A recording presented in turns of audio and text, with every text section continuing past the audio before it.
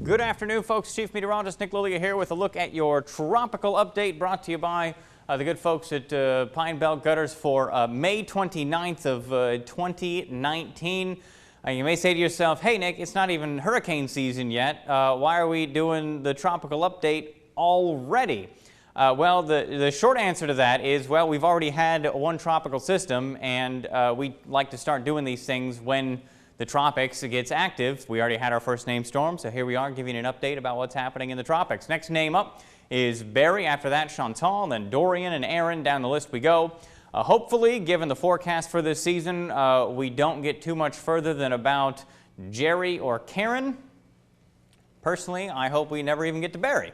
But according to the forecast, we should make it through about J, K, or L for this year. The peak of hurricane season doesn't show up until September 10th, so we got plenty of time before we get there. And then after that, we get a couple little peaks as we head through the end of hurricane season through the end of November. So we've got from, well, about right now, all the way through about Thanksgiving that we've got to keep our eyeballs out there into the tropics.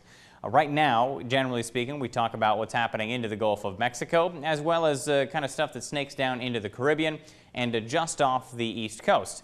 There's a little bit of a bullseye here just off the coast of Florida, because generally we still have cold fronts that are swinging through. And maybe kind of the tail end of a cold front breaks off or falls apart. We end up with some thunderstorms out here, and eventually it's in a favorable area for development.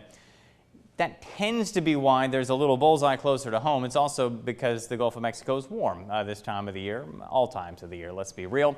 As we move into parts of July, then we look out into the Caribbean and a little further away. Once we get into August, September, we're looking out into the open Atlantic.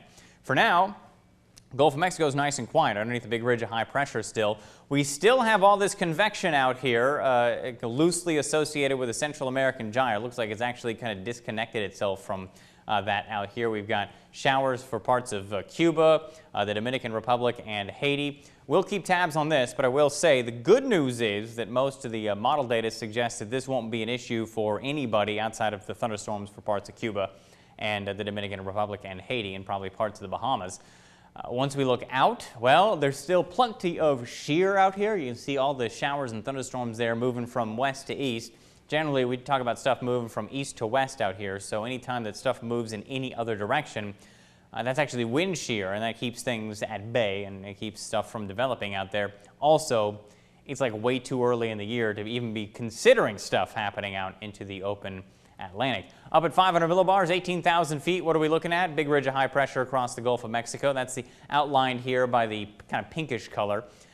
This is the big ridge that was actually parked on top of us this past weekend, the reason why it was so warm and so sunny. We had morning clouds, a couple of high clouds, but generally it was just hot and dry. Well, that got squashed down to the south and into the Gulf of Mexico. It keeps whatever's out here away from us, right, which is good news. This actually tends to, it's looking like it's going to shift back off to the west as we get a little extra troughiness happening across parts of the East Coast. Out into the open Atlantic, really not much to talk about. The big ridge of high pressure then it starts to take over across parts of southeast Texas and Louisiana. Again, high pressure, it's like a good fullback. It's going to block everything that comes our direction. We don't see anything out here, but if anything was, this big ridge, everything moves around clockwise, would block everything. And because the main flow around the ridge is actually pushing from north to south into the Gulf of Mexico, if there was anything out there, wouldn't come our way anyway. We got plenty of dry air. Now we're looking at 700 and 850. So we're looking in the mid-levels for any moisture.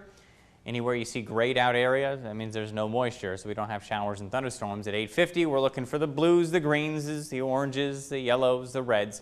That's a low-level circulation. You think of yourself as a lower level of low pressure. If we do that in an area that isn't grayed out like this, so we probably have some low pressure with thunderstorms. Well, what's low pressure with thunderstorms? Well, something that could develop potentially into a tropical system. So this map, while it kind of looks confusing and it looks kind of like pea soup, it does a pretty good job at telling us what's happening out here. In fact, you can ID that Central American gyre. It's just right here, just floating around over land, thank goodness. We've got plenty of dry air in the mid-levels across parts of the Gulf of Mexico and the Caribbean because we have that big ridge of high pressure. We've got plenty of dry air out into the open Atlantic because it's just too early in the year to be worried about anything happening out there.